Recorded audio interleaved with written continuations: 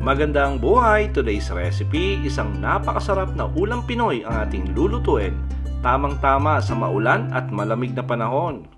Magluluto tayo ng pork pata na nilagyan natin ng bitsuelas.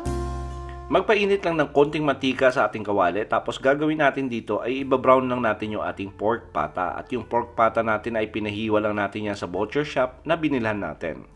Mga approximately mga nasa 2 inches yung kapal.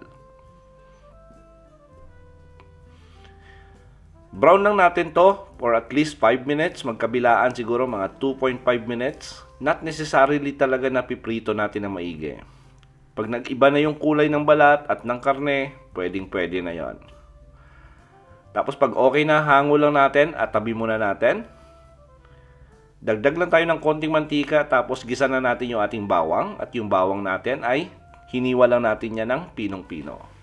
Sangkot siya natin mga 20 to 30 seconds. Tapos, sunod na natin yung ating sibuyas. At yung sibuyas natin ay hiniwa lang natin yan sa maliliit na dice. Sangkot siya natin ng mga 1 minuto para lumabas yung bango ng ating sibuyas at maging translucent yung appearance nito. Sunod na natin yung ating kamatis. At yung kamatis natin ay hiniwa lang natin yan sa maliliit na cubes. Nang sa ganon ay mas madali siyang lutuin. Gisa lang natin yung ating kamatis hanggang maging mushy yung texture nito. Maging pasty na yung appearance. Tapos lagay na natin ulit yung ating pork pata na pinirito natin kanina. Tapos lagay tayo ng patis. Lagay tayo ng pamintang buo. Lagay natin ng soy sauce. And by the way, para sa kumpleto at tamang timbang ng ating recipe sa araw na to, sinulat ko po sa description box. Lagay lang tayo ng sabaw at gumamit po ako rito ng 1.5 liters of tubig. Ngayon, depende po yan sa inyo. Kung gusto niyo ng medyo marami yung kakain, damihan nyo na yung sabaw. Takpan lang natin to at bring to boil. Pag kumulo na, lagay na natin yung ating bitsuelas. At yung bitsuelas pala natin ay binabad natin yan sa tubig for 2 hours. Para nang sa ganon ay mas madali siyang maluto at lumambot. Pakuluan natin yung ating pork pata at saka yung bitsuelas natin for about 1 hour to 1.5 hours. Or hanggang sa lumambot yung ating pata. Then after 1.5 hours, napakalambot na ng ating pata at yung ating bitsuelas ay malambot na rin. Lagay na natin yung ating patatas at carrots at hiniwa lang natin yan sa bite size.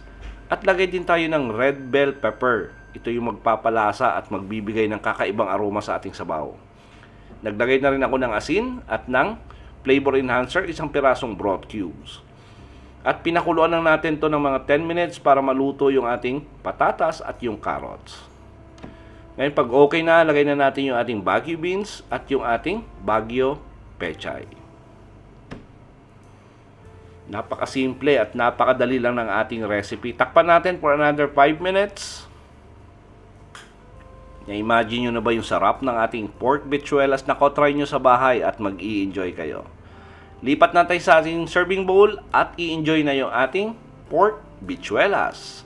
Sa lahat po na nagkagusto ng ating recipe for today, please like and share this video. Tapos kung bago po kayo sa ating kusina, please don't forget to subscribe at pindutin yung notification bell para updated kayo sa mga susunod pa nating masasarap na recipe. Salamat sa panonood at ito ang Kusina ni Dan Levy.